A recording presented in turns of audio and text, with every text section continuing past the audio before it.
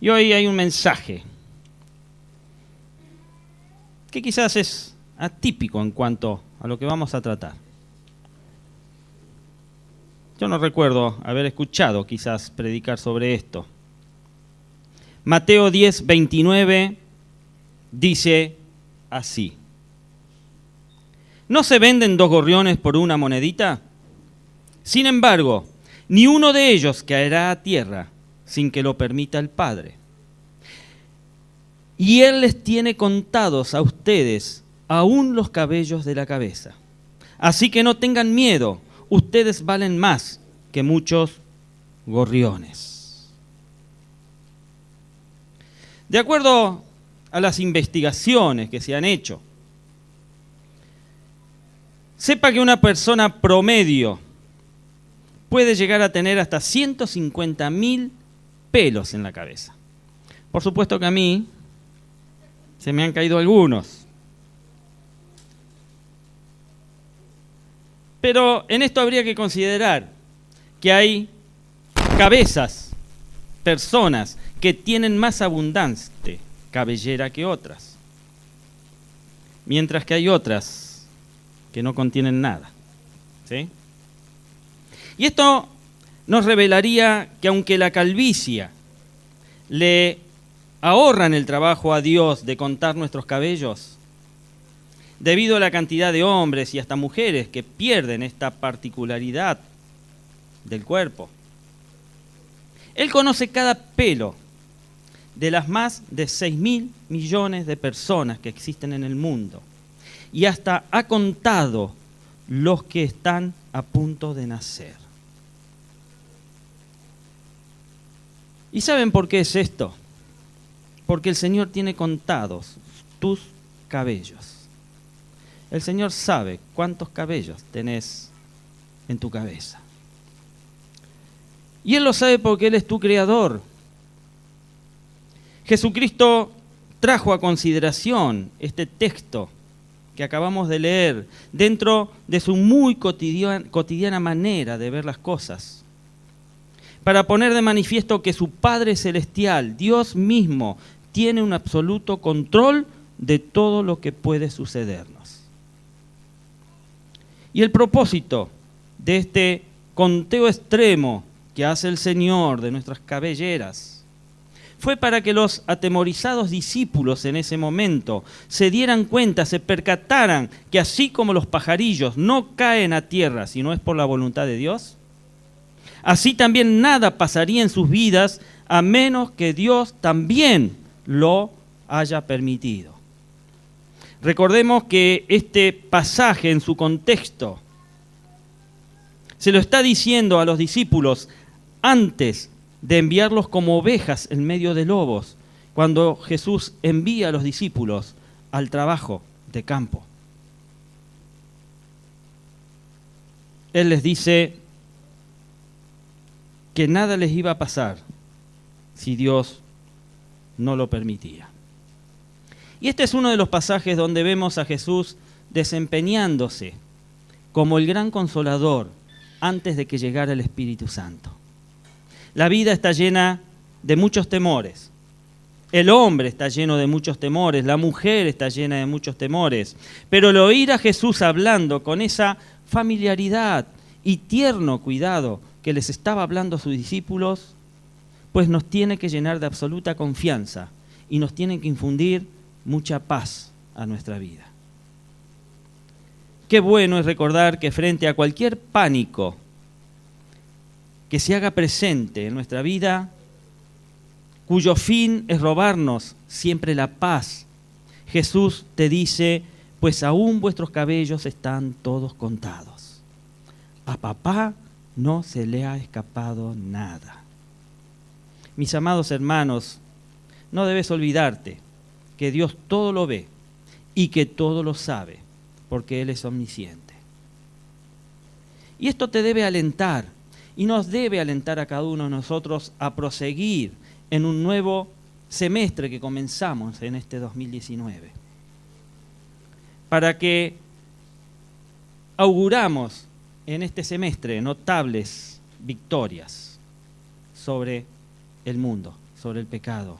Personas nuevas van a llegar a esta casa, sobre todo para esos momentos de temor, como pasaron los discípulos, que de estar siempre al lado del Señor, en ese momento el Señor le decía, bueno, ahora vayan y hagan lo que me ha visto hacer a mí. Pero aquí hay una promesa. ¿Qué objeto tiene el que Dios cuenta el cabello de sus hijos? ¿Qué objeto tiene Dios con contar nuestros cabellos? Y el primer objetivo es mostrarnos cómo Él hace las cosas con anticipación, anticipadamente. Nuestros cabellos fueron contados antes de que naciéramos. Dios previó todas las cosas y después proveyó para cada una de ellas. Ver anticipadamente y hacer una provisión para esa necesidad es una tarea divina que Dios cumple en cada uno de nosotros. De esta manera, la provisión de Dios la tenemos que ver así. Él ordenó desde mucho tiempo atrás cuándo naceríamos, dónde naceríamos y quiénes serían nuestros padres. Aún eso no estaba al azar. Dios ya lo tenía programado. Más aún, Dios planificó mi niñez, planificó tu niñez, planificó tu adolescencia, planificó tu juventud, mi juventud, hasta nuestra vida adulta. Él la tiene planificada. El asunto es que si creemos que todos nuestros cabellos están contados por Él, debemos entender que el resto de nuestra vida ha sido contada también por Él en cada etapa por la que nos toca pasar. ¿Te habías puesto a pensar que todos los eventos de tu vida, incluyendo los grandes y los pequeños eventos, las victorias y los fracasos, la muerte o vida, han sido ordenados por la providencia divina? A mí, mire, mi hermano, me han pasado cosas de las cuales Dios me ha librado. Ya desde muy temprana edad, Dios me libró, no porque yo me acuerde, pero porque mis padres siempre lo decían, a los 7 meses casi muero asfixiado. Y Dios me libró a través de mi papá, con respiración artificial, me revivió. Luego, a los 3 años, en una moto, mi padre venía, me llevaba a dar una vuelta en moto, estoy hablando en Córdoba, vivíamos en un barrio chiquitito, y una de esas noches que él viene de trabajar, me sube a la moto, vamos a dar la vuelta, y una camioneta nos lleva por delante. Dios me libra de eso también, porque a mí no me sucedió absolutamente nada. Mi padre estuvo 20 días en coma, los médicos nos daban 5 centavos por él, por su vida, y las causas nunca se supieron, nunca se encontró quién fue el que nos llevó por delante, y eso nos llevó a volver a Buenos Aires. En otra oportunidad, ya siendo un poco más grande, alrededor de 7, 8 años, jugando en la casa, mi madre había salido a comprar el pan una mañana. Teníamos en la casa esos calentadores a querosén, esos brand metal, muchos de ustedes por ahí los conocen, los jóvenes ni saben de qué le hablo, pero los más grandes sí, que si uno los pateaba, los volcaba, se derramaba el querosén y se prendía todo fuego. Pues jugando con mi hermano, eso fue lo que pasó. Y se empezó a incendiar la cocina. Y nosotros no podíamos salir porque estaba la puerta y la puerta estaba con fuego. Pero Dios también nos libró de eso. Apareció mi madre no sé de dónde con un balde de agua y apagó el fuego. Y así muchas veces Dios me libró de todas las cosas que me sucedieron. Fue una providencia divina que siempre estuvo sobre mi vida. Y que seguramente si vos te pones a pensar un poquitito en lo sucedido, te vas a dar cuenta que esa providencia divina también está sobre tu vida.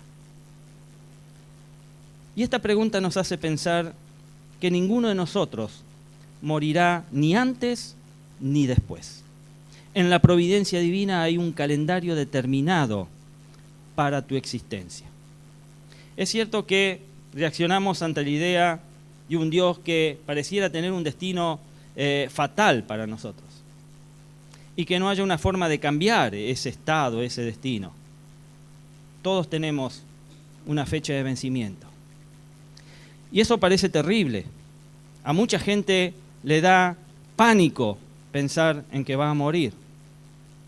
Pero lo cierto es que nuestro Dios se mueve en función de darnos lo mejor y hacer de nosotros la clase de hijo que al final traigamos honra al mismo nombre de Dios a través de su Hijo Jesucristo. Él no es un Dios caprichoso. Él lo planeó así y lo lleva adelante así. Nadie va a morir ni antes ni después. Cuando el Señor te lleve a su presencia, es porque habrás cumplido tu propósito que tenías destinado aquí en la tierra. Bien podrías estar viviendo tu enfermedad, o podés estar pasando tu dolor, tus penas o tu tristeza, como cosas injustas, proviniendo de ese Dios de gracia y de amor. Mucha gente piensa de que Dios es un Dios injusto. Pero cada uno de nosotros sabemos que lo que tenés no te lo puso el enemigo, sino que lo ha permitido el Dios amante para que vos aprendas una lección. Y si así lo ves, si lo ves de esta manera, al final entenderás por qué el hacer tu voluntad, Dios mío, me ha agradado, como decía el salmista David. David comprendió que hacer la voluntad de Dios me agradó hacerla, porque recibí bendición y porque fui protegido por nuestro Padre Celestial. Mi hermano, nuestros cabellos fueron contados por el dedo de Dios. Dios pudo usar algunas de sus criaturas celestiales para que se encargara del conteo de tus cabellos. Pudo pasar también que tuviera algún tipo de computadora, quizás, para que hiciera ese trabajo a la perfección. Y era exacto. Pero no fue así. La Biblia dice que Él personalmente se encargó de ese trabajo. Él personalmente se toma el trabajo de contar cada uno de tus cabellos. Lo que aquí se pone de manifiesto es que todo lo que gobierna nuestras vidas, todo está en manos de Dios. Nada escapa a la mano de Dios. Si Él puede contar nuestros cabellos, entonces también contará todo lo que nos pasa. Nada escapa a su soberanía, mi hermano. Todo lo ha predeterminado. Uno de los hombres que conocía la forma como Dios contaba anticipadamente a sus criaturas fue el rey David.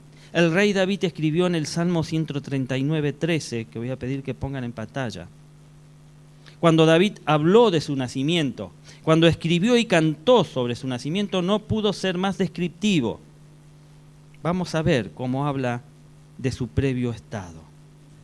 Porque tú formaste mis entrañas, dice David. Tú me hiciste en el vientre de mi madre. Te alabaré porque formidables, maravillosas son tus obras. Estoy maravillado y mi alma lo sabe muy bien. No fue encubierto de ti mi cuerpo. Bien que en oculto fui formado y entretejido en lo más profundo de la tierra. Mi embrión vieron tus ojos y en tu libro estaban escritas todas aquellas cosas que fueron luego formadas, sin faltar una de ellas. Pues así cuenta Dios tu vida. Así ha contado Dios cada parte de tu cuerpo. El segundo objetivo es asegurarnos el conocimiento íntimo que tiene Dios de cada uno de nosotros. Él sabe y conoce todo de vos. No hay nada que vos le podés ocultar a nuestro Padre. Aunque es cierto que el gobierno puede conocer mucho de nosotros por medio de las identificaciones que posee, hay cosas que no sabe de vos ni de mí. Aunque es cierto que tus padres saben muchas cosas de vos porque te han visto crecer, no es cierto que conozcan todo de vos. Aunque también es cierto que tu esposa o esposo sabe muchas cosas de vos, y con el paso de los años ese conocimiento se va afianzando y se va haciendo más real. Es un hecho que no sabe todo de vos. aunque es cierto que tu mejor amigo pudiera conocer mucho de vos, hay cosas que desconoce de tu persona. Aún tu médico, que te ha asistido por años quizás, puede conocerte muy bien. Y aunque podrá conocer tu cuerpo, jamás podrá conocer tu alma. Ninguno, mi hermano, de los que dicen que te conocen, han podido contar tus cabellos. ¿Alguien le ha contado sus cabellos? No, ¿no? Nadie se ha tomado el trabajo. Pero hay alguien que sí lo ha hecho. Hay alguien que sí sabe todo sobre vos. Él sabe cómo eres por dentro. Él sabe cómo eres por fuera. Él sabe y conoce tu levantarte. Él conoce tu acostarte. Él sabe cómo roncás.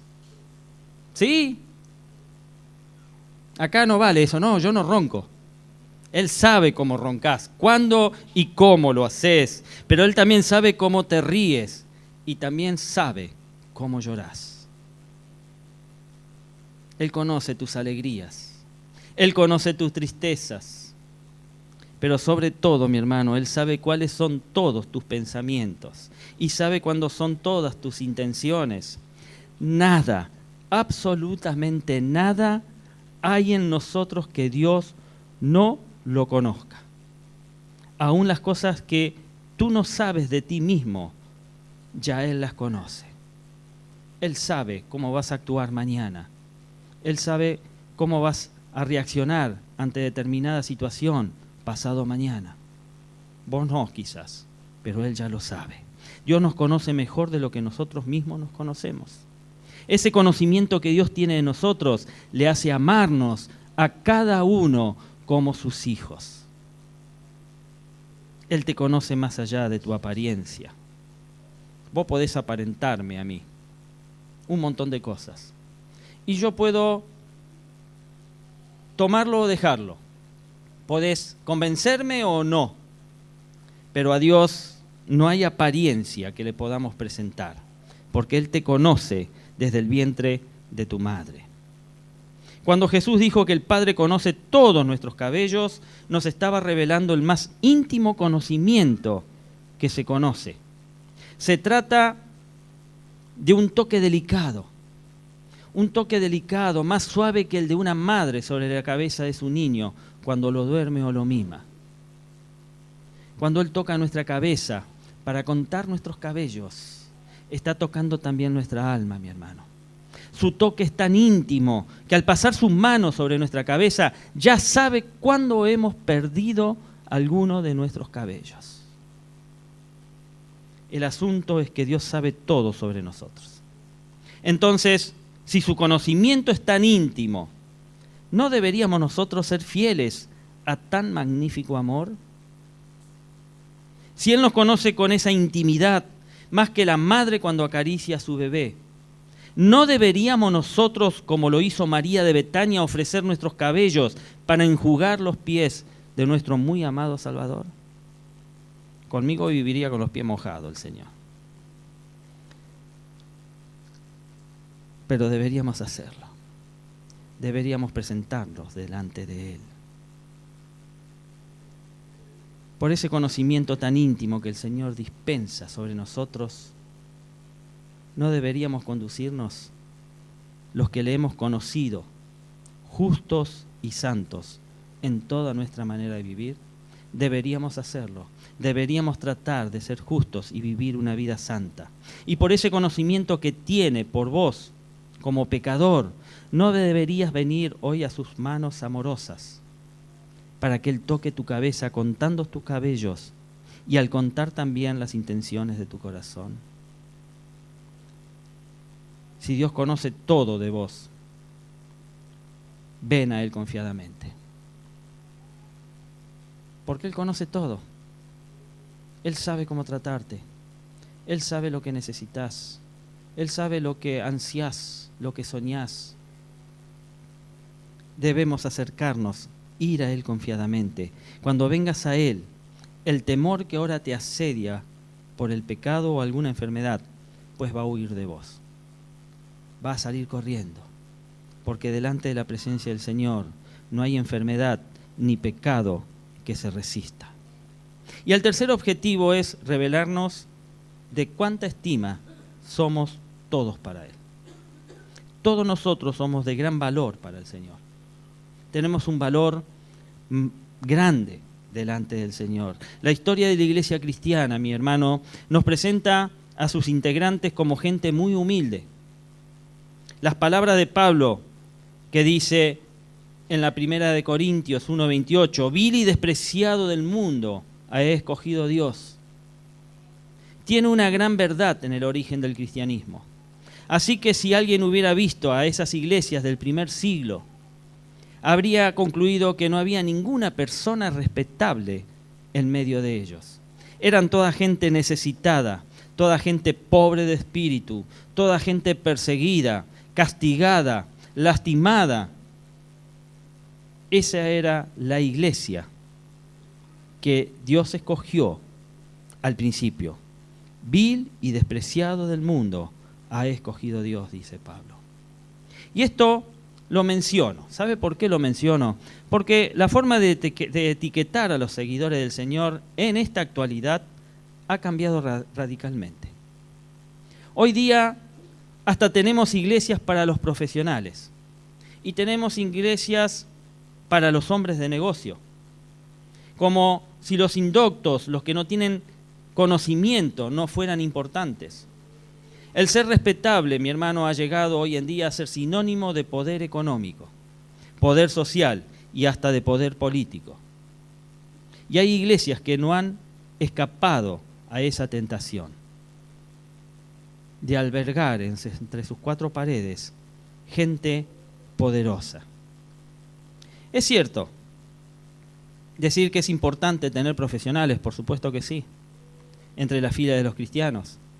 Eso enriquece al cuerpo de Cristo. Pero también muy importante, mi hermano, es que las iglesias entiendan que el Evangelio tiene que llegar a toda persona que necesita de Dios, sin importar su condición sociocultural o su condición económica. Si viene un profesional y Dios rescata a un profesional, tendrá propósito con él para el cuerpo. Pero si rescata a un indigente de la calle, con él también va a tener propósito para utilizarlo en el cuerpo. Miremos el grupo de hombres que escogió el Señor. Jesús escogió a 12 hombres. Y cualquiera que pretenda fundar un movimiento, como lo pretendía poner en marcha Jesús, de proporciones tan grandes como lo iba a hacer el cristianismo, diríamos que Jesús estaba condenado al fracaso. Si miramos el currículum de cada uno de los seguidores que Jesús eligió, creo que muy pocos de ellos habrían terminado la primaria y ninguno habría llegado a la universidad. Era gente tosca, gente inculta, gente de trabajo, gente relativamente necesitada, menesterosa. Pero Jesús escogió a 12 de ellos. Su Padre Celestial los tuvo en gran estima, pues previamente había contado sus cabellos y ahora eran contados como parte del equipo de Jesús. Vos estás contado como parte del equipo de Jesús. Y es posible que usted esté dentro de la iglesia como el más insignificante de los hombres o de las mujeres. Pero el Señor ha contado todos tus cabellos. Vos sos importante para Él. La gente te valora por lo que tienes. Dios siempre te va a valorar cuando ha contado tus cabellos, porque conoce tu corazón. Para Dios tu alma vale más que esos cabellos. Y quiero poner este texto en una perspectiva más objetiva. No es cierto que el pelo sea una de las partes más insignificantes que poseemos, comparadas con los órganos vitales de nuestro cuerpo, comparados con el corazón, los pulmones, el hígado, el páncreas. Pregúntese, ¿por qué nos cortamos con frecuencia el cabello? ¿Se cortaría usted otra parte de su cuerpo? Yo no. Entonces, si el cabello que hoy es y mañana lo cortamos vale tanto para el Señor, hasta el punto de contarlo, de tomarse el trabajo de contarnos los cabellos, ¿cuánto más valdrá nuestra alma por la que Cristo murió? ¿Sabe usted cuánto vale su alma? ¿Quién da más? Pues el precio, mi hermano, está registrado en la cruz del Calvario. Allí está el precio de tu alma. Tu alma vale el sacrificio del mismo Hijo de Dios muerto en la cruz. El valor que tiene una madre por su hijo no es comparado con el valor de un alma para Dios. Esto nos pone de manifiesto que no hay tarea más grande y de tanta repercusión divina como la salvación de un alma. ¿Se ha puesto a pensar por qué el texto bíblico dice que hay gozo en el cielo por un pecador que se arrepiente? ¿Lo ha escuchado? ¿Lo ha leído?